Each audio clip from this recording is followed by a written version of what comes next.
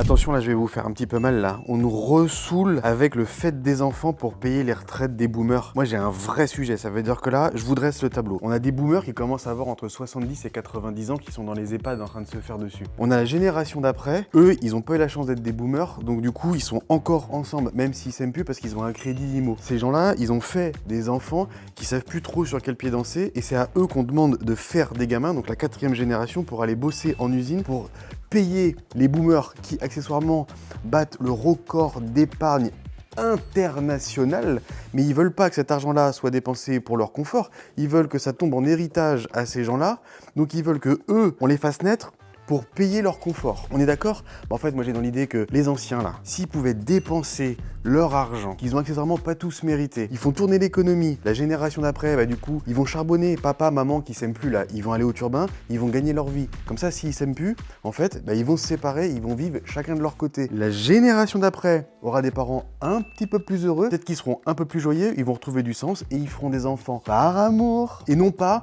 parce que papy ou mamie a envie de se faire torcher le cul gracieusement par 3 assistants dans les EHPAD, payés aux frais du petit gamin qui va au turbin et qui est triste comme la pierre. Enfin, moi je dis ça, je veux juste mettre un peu d'amour là-dedans. L'économie a ses raisons que la raison ne connaît pas, non? Allez, je vous embrasse.